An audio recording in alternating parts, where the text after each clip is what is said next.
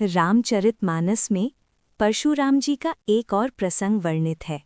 ऋषि जमदग्नि का आश्रम, तप, त्याग और मर्यादा का प्रतीक। उनकी पत्नी रेणुका प्रतिदिन की भांति नदी से पूजन हेतु जल लेने जाती थीं।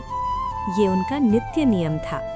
एक साध्वी, पतिव्रता और धर्मनिष्ठ स्त्री का जीवन। एक दिन जब वे नदी पर पहुंची तो उनकी दृष्टि एक सुंदर गंधर्व पर पड़ी जो जल में विहार कर रहा था। क्षण भर के लिए उनका मन चंचल हुआ और वे समय का ध्यान भूल बैठीं। उधर आश्रम में ऋषि जमदग्नि पूजन के लिए जल की प्रतीक्षा कर रहे थे। जब रेणुका विलंब से लौटी तो अपने तपोबल से ऋषि ने कारण जान लिया। उनके भीतर क्रोध की ज्वाला प्रज्वलित हो उठी। क्रोधावेश में ऋषि जमदग्नि ने अपने पुत्रों को बुलाया। उन्होंने कुल्हाड़ी थमाते हुए आदेश दिया, अपनी माता का वध करो। एक एक कर पुत्रों ने इस आज्ञा से इनकार किया और प्रत्येक को ऋषि ने शिला बना दिया। अब बारी थी सबसे छोटे पुत्र परशुराम की। एक ओर पिता की आज्ञा, दूसरी ओर माता का स्नेह।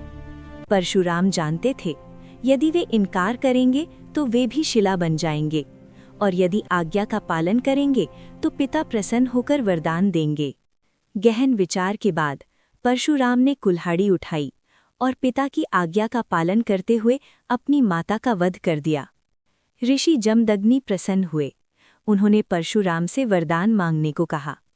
परशुराम ने बिना विलंब कहा, माता और मेरे सभी भाई पुनः जीवित हो जाएं और उन्हें इस घटना का स्मरण न रहे। ऋषि ने वरदान दे दिया। रेणुका और उनके पुत्र पुनः जीवित हो उठे। ये प्रसंग केवल क्रोध और हत्या की कथा नहीं, बल्कि आज्ञा पालन, बुद्धिमत्ता और परिणाम दृष्टि का गूढ़ संदेश है। परशुराम ने क्षणिक कठोर निर्णय लेकर अंततः अपने परिवार को सुरक्षित कर लिया। धर्म ग्रंथों की कथाएं बाहरी रूप से कठोर प्रतीत हो सकती हैं, पर उनके भीतर छिपा होता है कर्तव्य, बुद्धि और दूरदृष्टि का गहन संदेश।